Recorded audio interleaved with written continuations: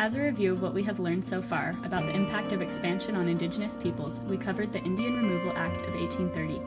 As a result of this policy, Native Americans were forcibly moved to lands that were unwanted by the U.S. government.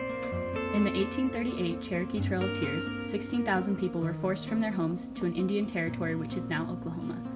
About 6,000 men, women, and children died on the 1,200-mile walk. This would mean that 6 in every 16 people died.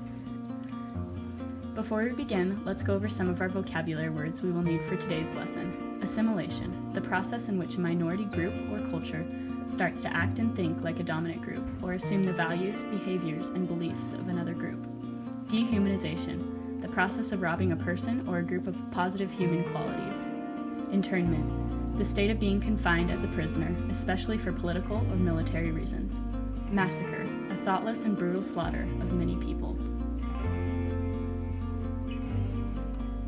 Moving forward with our lesson today, we will cover the Indian Appropriations Acts of 1851 and 1871, as well as talk about the forced assimilation of Native American peoples, as well as some of the many massacres that the Native Americans were victim of. We will then talk about the impact these events might have on us and how we think and act today. Indian Appropriations Act of 1851.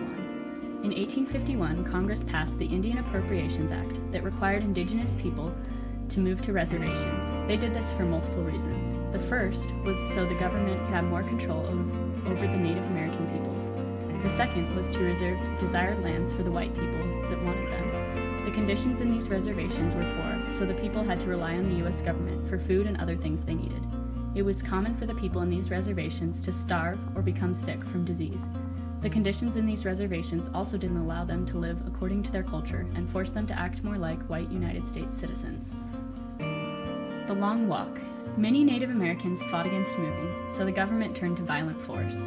One example of how they did this was when they forced the Navajo people, by gunpoint, to walk 300 miles from Arizona and New Mexico to Fort Sumner. This was known as the Long Walk. During this walk, about 200 people died, and after 4 years of living in the camp, 3,500 died. Years later, during World War II, it was found that Hitler used this as a model to design the concentration camps for the Jewish people.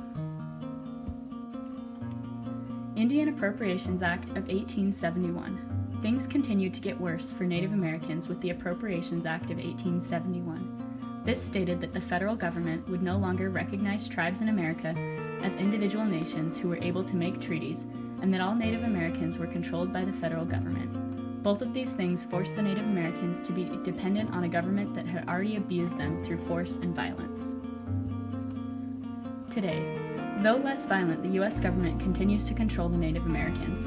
They still do not recognize them as their own individual nations and are forced to live according to United States law. Native American land continues to be owned by the federal government, meaning the government has control over what is done with that land. Boarding school policy. In 1879, the United States government made a policy allowing for Native American children to be forced to attend United States schools, taking them from their families in efforts to assimilate the indigenous peoples into their culture. Ghost dance. In 1889, a spiritual movement began among the Native Americans where they tried to revive their way of life through a ceremony called the ghost dance. This was meant to bring the power of the dead to their battle efforts as well as unite Native American tribes to better defend themselves and their way of life. Sitting Bull, a Sioux chief, played a huge role in this movement. This scared the American government because they didn't want the Native Americans to gain power. As a result, police officers shot and killed Sitting Bull.